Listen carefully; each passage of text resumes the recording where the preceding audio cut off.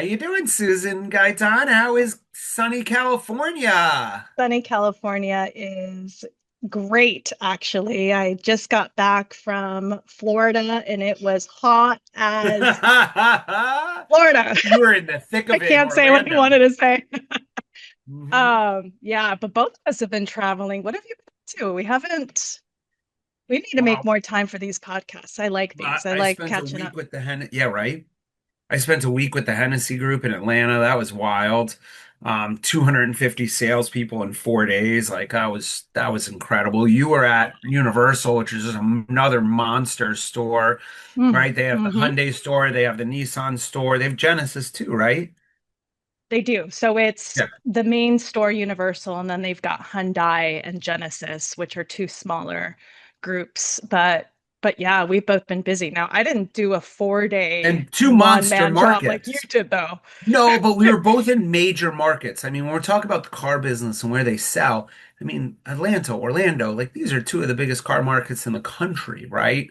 Absolutely. Oh, and I you could hear it, part of a lot of people don't know this, but part of our sessions with salespeople and managers is checking out the competition, right? To really They love hear it. They what love they're when we saying, do this. right? Yeah. And it's a little controversial. I know because I mean, look, I'm still getting follow-up calls and texts from people, but you really get to see how their competition, not only how they respond on that first call, but also what their follow-up strategy Right. is.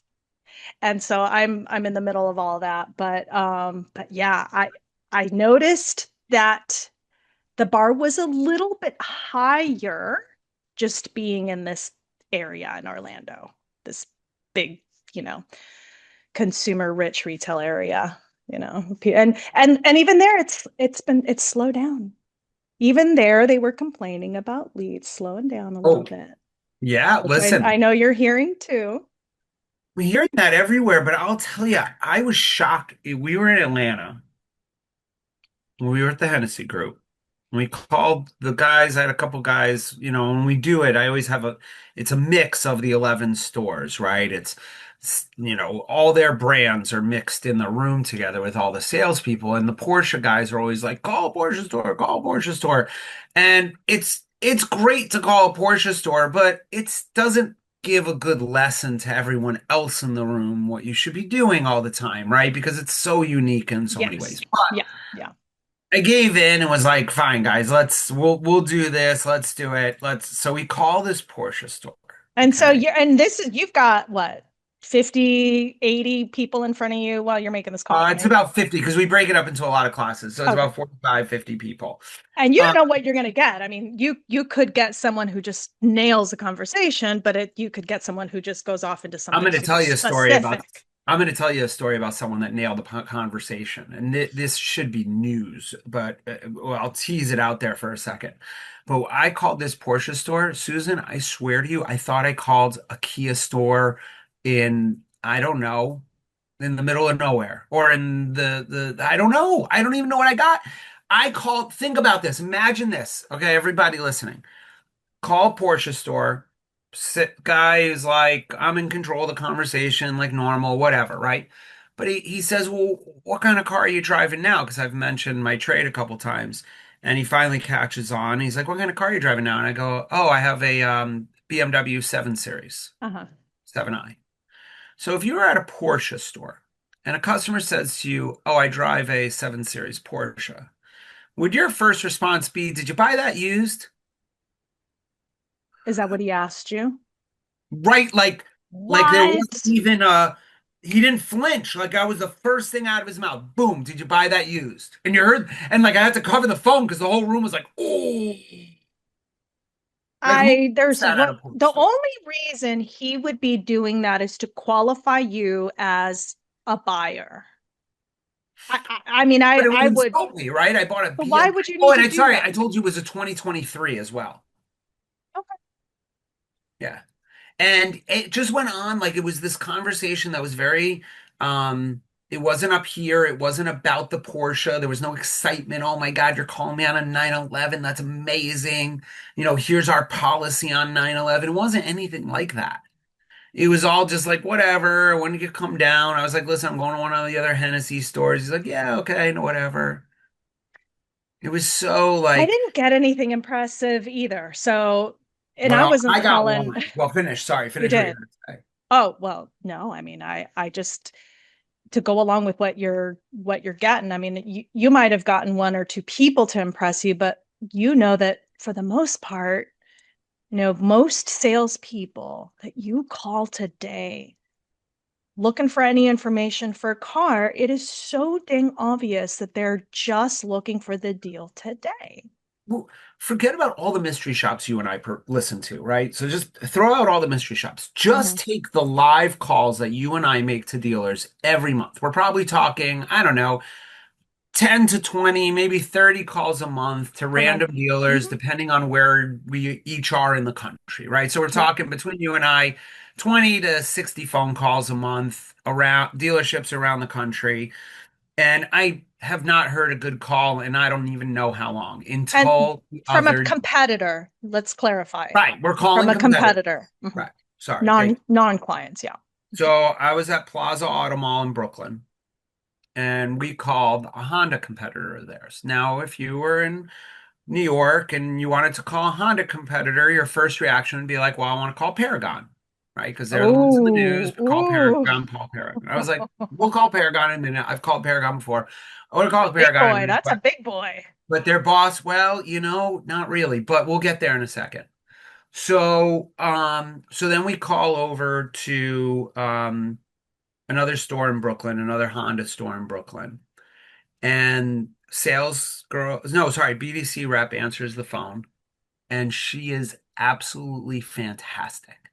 Like personable, happy, up here. Like I'm high, like I'm getting on the phone, like you know me, like I'm always got energy, so I'm getting on the phone with her, like kind of relaxed and have energy. And she beats my energy. Wow. Okay. She's above me. She's excited, tells me I'm picking a great car, tells me why I should come down there because they pay more for trades than anybody in Brooklyn. That's why I need to see them. They Oh, pay higher over book okay. than anybody. Didn't give Okay. me a real number, but just said higher over book than anybody. Told me about why I should come in and see her and how she's going to help me and how her manager is going to help me and all that stuff. So I go back to the BDC manager at Plaza. I was like, listen, I called your competitor. This girl was awesome. And she puts a smile across her face. She goes, hold on. She picks up the phone, dials her phone. She goes, Jeannie, you wouldn't believe it in this Brooklyn accent, right? You wouldn't believe it. You got that girl Abby there working for you? She's like, yeah. She's like, well, I got my phone trainer, the owner of the company's here with me, and he's telling me that she hit her out of the park, that she was awesome. Wow. Wow. Right? Like, This is a BDC gal. well, so it turns out the two BDC managers are sisters. Okay. At competing stores, which is very funny, side story. So the But girl in your class and the girl that you the shopped. the two managers, no, the managers of the two stores. Oh, The okay. girl Okay. I So the shop managers of these two people are are sisters. sisters. Right. So That's I shop and the girl at that store, I mean, she was amazing, Susan. She was so good. Like everyone got off the phone, they're like, that was amazing. Wow. The whole room was like, wow. So then I was like, okay, well, now let's call Paragon. We make the Paragon call. She didn't even ask me about my trade. She didn't know much about the car. She got an appointment, like she committed me to an appointment, but it was an old school, like, yeah, we have the car. Can you come in morning, afternoon? Da, da, da. There was no, I was in control. And you know what? It was the whole room was like, oh my God. I'm like, guys, Wow. there's something about Wow. geography. Okay. And how far are Well, they from the Plaza guys? not super close, but close enough that I would travel Mm-hmm. there if I didn't Yeah. care. Yeah. Right. And Yeah. and listen, Plaza wasn't, we're just starting with these guys. They're gonna be beating all these guys. But that other store in Brooklyn, that other Honda store in Brooklyn, shout out to those guys in Bay Area. They did a great job. I know the owner of the deal group. I Yeah. We texted her. won't plug. We won't plug them. Yeah. We won't. Yeah. But here's the thing, and here's what I'm hearing everywhere that I want to get back to, and here's the issue. Mhm. Abby's the difference. Abby, what I said, she met me up here. I was energetic. She was more energetic than me. I was excited about coming to see the car. She was more excited than I was about seeing the car. She was not in the doldrums. She wasn't, oh yeah, I don't know. I have to check. I have to look. I have to see. When can you come down? There's no voicemails telling me, hey, if you're still in the market. Like when I'm going into stores right now, and you're seeing it too, I'm sure. And when I'm listening to these phone calls, salespeople right now are miserable. They've had great March, great April, great May. Okay. June, we hit the brakes. Why? The consumer hit the brakes. Yeah. Okay. Yeah. But this is a market that you have to make yourself. And part of making it yourself is your attitude Mm, and who you are and how do you get across. How am I smiling while I'm talking on the phone? Right? Are my shoulders up? Are my head up? Or am I slouching in my seat and dragging down? Because I'll tell you, Susan, they could hear you. yeah. Yeah. Well, and listen, we talk about this all the time in our classes, but this is the second biggest purchase that any consumer will make in their lifetime. We forget, we are so numb to it. We come into work every single day just waiting for that next opportunity to land on our lap, right? Now, if we're in the BDC, obviously we're the bloodline of the dealership. I truly feel those guys don't get the credit that they do. Mhm. Really, the best salespeople come out. Some of the best paid salespeople I've seen come directly straight from the BDC. But man, you are so right. I mean, and I know this even just from making my own calls because I've been in the shopping market, as a lot of my buddies know. It is so underwhelming. It's a big deal for me. It's a big financial decision. Here I am. I'm a single mom. I know that there's other people in that same position who, may not even have the flexibility that I do. And then the moment they get the courage to finally call, right? Because they're apprehensive, like you said, stuff's going on. There's a lot of crap that's going on around us that it's making people pause, right? So then those folks that know, shit, I got to do something here soon. I got to just call. Let me just see what this person tells me. And then they get sales is Bob, you know? It's What do you like, what do you want? yeah. Yeah. Oh And, yeah. oh, no, I Oh, like this one. Yeah, we got the car. What do you want to know? Yeah, we got right. the car. What kind of questions do you have? It's Right. like, Or how about sell me, right? right? Tell Like, me so. I had a lady I motivate call. me. We called a lady at a store. She was like, I know, like she never brought up the trade, so it's like the end of the call. So I'm like, hey, let me ask you something. The car I'm driving now. She's like, oh yeah, what do you have? And I'm like, I just have an older Accord. She goes, oh, okay, great. What year is it? I'm like 2017, and you hear her go, oh, like almost like I Oh. punched her in the stomach. Like I was like, "Oh, what's wrong with that?" Like it was so obvious. I had to just ask her, "Oh, oh, well, it's a little." And then she started telling me what's wrong with that. Oh my God. Yeah, no, listen. It I mean, we've been saying it for years, but really Alan is the one who deserves the credit because even back in the 90s, he knew, listen, if you put too much pressure on people to buy a car, may work against you. So let's pivot, flip the switch, and get them in on their trade, right? Yes. People have a personal connection with their Emotion. trade. We know this, right? And so, yeah, I got to tell you, okay, so I'm sitting at I just got my eyebrows microbladed.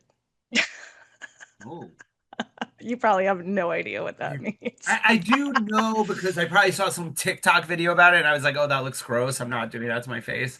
Well, But it's basically, so it's a procedure that women do. It's kind of hot right now for the females watching. If you know, you know. But,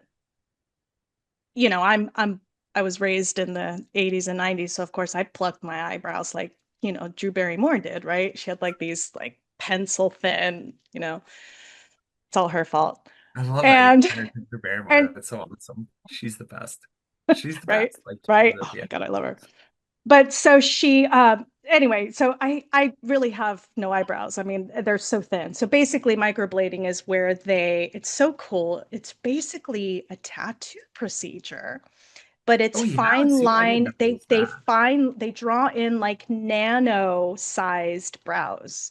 So Huh. whatever you see here, like 25% of it is my hair. I know I'm going off That's wild. the tangent. Anyway, No, that's for the okay. boys, Now I'm you just got a fascinated by lesson, it. boys. So, like Okay. those old ladies who used to pencil in their own eyebrows, they don't have to do that anymore. Correct. Correct. Now, this tattoo procedure's been around for a while, but it's much better now. Oh, I Back get in what the day, it's I'm like they being used silly. blue wings Yeah, on no, people, I get what and you're crap saying. like that. You Yeah, probably yeah, see yeah. women with the eyeliner, maybe in Yeah, I just see like we Jersey. used to get like and we used to get these crazy old ladies that would come in, and they literally like took they're like literally like a number two pencil and like wrote through their eyebrows in or something It's called a with their Sharpie, lipstick, and their bright they're red. called cholas over here. That's awesome. But So wait, I before was kind of close to that with the Aquanet too. Aquanet. Anywho, All right. So so with I'm the Aquanet, seeing. with the makeup, with all those things, they all no, this is a great tee up. They all help someone see you, right? And the perception and the person that you want to bring. So I'm gonna do like a little, plug here out of nowhere that, Susan's created. We've started this new, and we don't know what to call it yet. It's in line with what we do with the Spark, where it has an amazing series with a regular cadence and we call it the human code. Susan's built this, created it, and and I don't know, I'm going to let her talk about it, but this is something that I'll describe as she wouldn't describe it this way. I'm going to describe it this way. The difference between men and women in sales, women are 100 times better than men at this, okay? The reason why women are 100 times better at sales than men are is because they understand the human code. Mm, yeah. And the first chapter of this about listening, something my wife likes to remind me of constantly, is where men and women start to really deviate on this road of the human code. So, Susan, I'm going to let you, but that's my way of describing it. Again, probably not the way you would, but No, actually, this is I'm perfect. talking to my guys here. What you just did tease up my new series perfectly, because what I was going to tell you before you got excited about my series, I was going to tell you a story of that I Okay. experienced with my microblader. But you didn't let me finish. Sorry.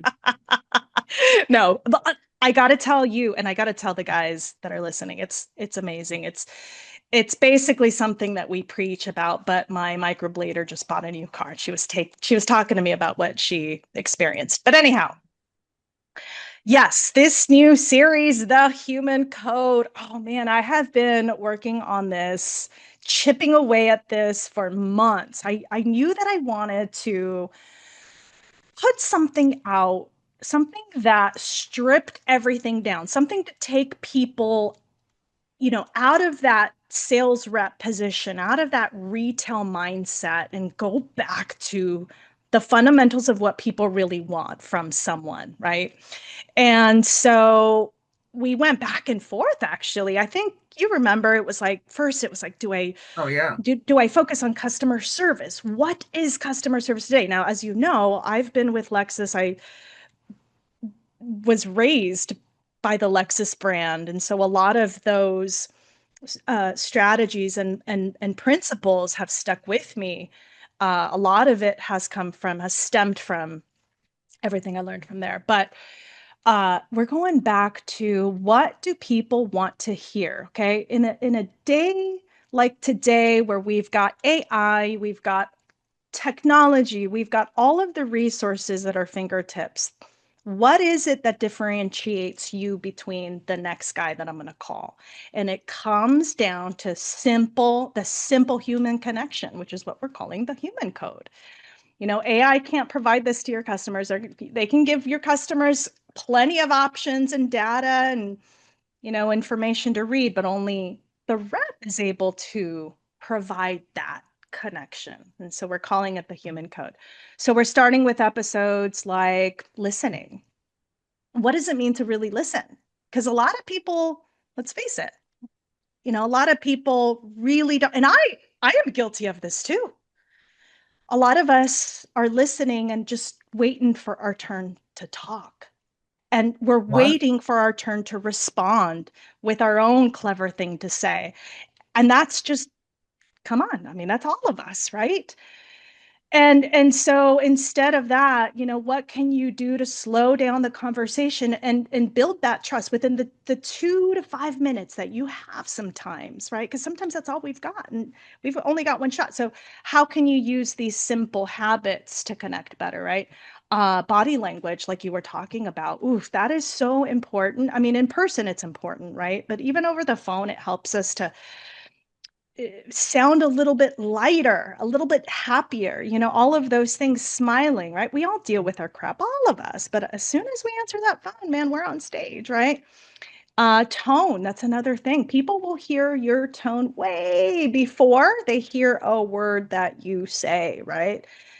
So if someone's calling you and they sound apprehensive and they sound like they are lacking a little bit of confidence on the phone, you don't want to come at them all fast talking like a Yep. freaking wholesale auctioneer. No, you want to meet them, and that's kind of what you were saying before. You want to mirror them where they are emotionally, right? So it's going to be awesome. I'm so excited for this. It's I think it's I really going to help our people, just make those simple connections, and well, differentiate themselves. yeah. And I love that you're going to be talking to everybody twice a month. Yes. It's going to be a cadence where it gives people time to kind of understand the Hmm. things you're talking about, um, put it to practice, see some results, and then pick up something new, right? It gives me space to do that. And if I work on these things, and I'm not going to understand all of them, and some episodes are going to be, hit me and speak right to me, and other episodes might just whiz right by me, right? Because I'm focused on the nice part is everyone can go back and watch again and see different episodes as they want throughout the platform. Everything will be in there. We're actually, these are going to be public. They're not going to be Yeah. private, exclusive to clients. So you'll be Mm-mm. able to go on Mm-mm. YouTube as well. Those will all be on our YouTube, Proactive Training Solutions YouTube Yeah. platform. You'll be able to Yeah. follow all of those just as you do the Spark. So Hmm. there'll be a lot of places. And I think, Susan, you'd agree, like, or you say like this is something I believe Susan's designing for you to come in and out of, for you. Yes, it's episodic, and I want you to wait for every episode, but it's going to be here as a living, breathing thing for you to learn and grow with. Absolutely. Absolutely. I think we overcomplicate things sometimes. And truly, at the end of the day, what people want is they want to feel seen and heard and safe. Yep. As silly as that sounds, they're forming an opinion of you within the first few seconds, right? Yep. Am I Moments. safe with this person? Can I count on them, right? Are they on my side? Or do I feel like just a number? Do I feel like just a transaction? Ultimately, that's it. That's it. That's it, right? And so, yeah, this is going to be so dang simple, but eye-opening for some. Yeah. And I mean, And I that's think I what was matters. telling you earlier, even I was like, do I really listen to people? No, I'm just waiting for my turn to talk most of the time. But you and I are in this business, in this space where we're talkers. We know that. I But have to always remind myself, wait for someone to finish their thought, not their I mean, sentence. but listen, but that, like, you and I, anytime we're hanging out, sometimes we get stuck in a car just chatting, and Yes. then it's like 2 hours later, and I'm like, Michael, I gotta go. That's how we are. But not everyone's like that. No. Okay. Most people aren't. The Yeah. majority of Americans are introverts. Mm. People forget that, especially in this business, because we're all extroverts. We're all A-type personalities. We all have our ADD running like, on Mhm. overdrive, and we all have a little OCD. And most Americans are not like us. We No. are in the minority, but we forget that. And if they don't act the way we do, if they don't put a phone number in and just leave an email and a lead, if they don't answer us right away, if they don't respond, we just write them off Yeah. because they're not like us. But no, we have to be a little more understanding and empathetic of them. No, I know. They really not like us. They not like us. Right. And they don't usually like people like us. Like, we weren't the people in school that were always so nice to them. Right, right. Yeah. Especially Susan was like a real bully growing up with No, I her. was just quoting some Kendrick Lamar. I think it went over your head. Oh, did you? Yes, it definitely went over my head. If it was Kendrick Lamar you were quoting, it definitely went over my head. Okay, Yes, that so that LA side of me missed yeah, that. yeah, I'm sorry. I'm sorry. That's it. If you were an Angelino, see, That you would would be have picked different. up That on would be that, different. but you know, Right, yeah. right, right. I got to tell you what happened yesterday. So, before we, because I think we've only got a few minutes left before we bore the people Before out we there in bore their everyone. cars. Okay. So I'm sitting with my microblader, right, gal. I'm in Beverly Hills, okay? Right, Oh, like literally a block from wow. Rodeo Drive, right? Fancy. She's lived there all her life with her family. And she says, "Oh, she goes, you're in the car business, right?" I said, "Yeah." She goes, "Well, she was having some technical issues with this new car that she got. She got a GMC Acadia, a brand new one. So I was helping her out with just some simple technical stuff with her car. But then we're talking, business, and I'm asking her All how right. her experience went. And she goes, to be honest, I really I wasn't planning on getting into a new car, but they sent me a letter." I said, "Oh, tell me more." She goes, "They just emailed me this letter about wanting my car." So now Hmm. she is in, about a year ago, they bought a 2023 Acadia, right? They got a good deal on a demo. It only had like Okay. 10,000 miles. But she hates it. There's a couple of technical Oh things she no. absolutely can't stand. So even though she wasn't actively looking for a brand new one, she comes across this letter that's emailed, right? So I said, "Okay, so what did the letter say?" "Well, it basically said, hey, we're looking for vehicles just like yours. We would love to appraise it and possibly buy it," right? She sent me the Hmm. letter. It's short and sweet and to the point. Yeah. And so she said, so I sent it to my husband, and my husband nodded and said, "Okay, give him a call." And so she did. She gave him a call, and now she's in a new car. I said, "Can you do me a little bit of a favor? Can you send me that letter? I'd love to know what they said." Okay. Did she send And it? I asked her, I said, "Who sent it to you? Was it your salesperson?" "No, actually, it wasn't." She goes, "Actually, I don't know who it was." Mwah. Well, I looked at the letter. There is nothing that is signed from anyone at the dealership. It is so simple and general. It looks like it was their marketing team that sent the letter. So she gets there with the letter in hand, right? Going, "Hey, I'm here for you guys to buy my car," right? And someone tells her, "Oh, we didn't send that letter." What? Oh, now they weren't jerks about it. That Right. simply stating she's trying to find out who sent her the letter. Right. And because it was their marketing team, nobody at the store knew anything about this letter. But It this, just drives me nuts. yes, yes. And she It still just went in, drives me traded her nuts. car, and bought a car. It's, and isn't So, that crazy? Like, think about it.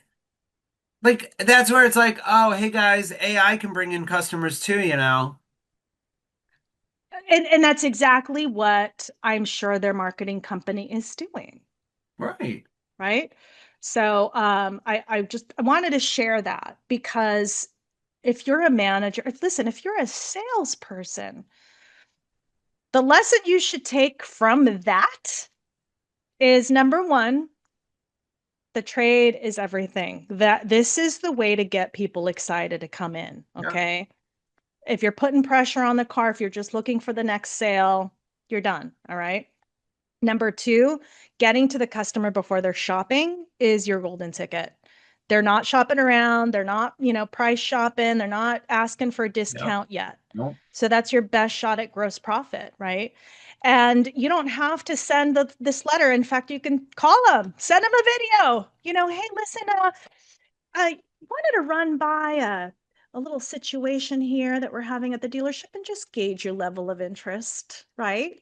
"You That's see, it. we've It's got that this simple. big demand for used vehicles right now. And because of this big demand, we're paying a lot more for them. Yep. Let me ask you this, right? Oh, you weren't a problem if you're not ready for that. Here to help you. You need to come in for service, anything at all. You call me, okay? But what happens? Then the customer hangs up, right? They weren't Yep. It's thinking over. about buying a new car. Now they are. Mhm. So it works really beautifully. So yeah, lots of good stuff coming up. Yes. Lots and lots of good stuff. But those are And some little golden nuggets for you guys for today. and listen, it launched July 1st. It's been out there. The second episode's about to come out. The Human Code, everybody. Check Yeah, it out. check it out. Check it Give out for Susan your sure. feedback. Tell her the good. Yes. Tell her all of it. Any It's one of ideas? those things where it's gonna develop a little bit, and your input's gonna, just like the spark when it started. Oh my God, if people could see what it early started. But it grew and developed because so many of you had input in that and what you wanted to hear and what you wanted to see and what you thought was important. Hmm. So us getting feedback in those things is so important. So the more you share, the better Yeah. product that we put out there for you. Yeah. So I love it. thank you, Susan. I keep enjoying that sunny California weather. And Yes, yes. And look out for more episodes. We're gonna be talking about the proper handshake, eye contact, all of these things that really make a big difference at the end of the day. yeah, So, that creepy handshake they get from people. oh God, don't even Ugh, get me started on handshakes. gross. I wish people just would all stick to the fist bump. We're all better off. Or Yeah, that's just true. can we just I'll take that Japanese over the it? dead Like, let's fish just any day. bow. We should all just bow. Like, we just stop touching each other. There's no reason to touch each other. The Wink. Japanese figured this out. Yeah, wink, a little shooter, McGavin, like Or whatever just a it little is. Like, no no no yeah, a no. little, yeah, live long and prosper. I don't know anything. All this touching. Why are we touching? Yeah. All right, everybody. On On that that, note, thank you have a so much. great day. See you Have a again in a great couple month, weeks. guys. See you next time. Bye, Michael. Bye, Susan.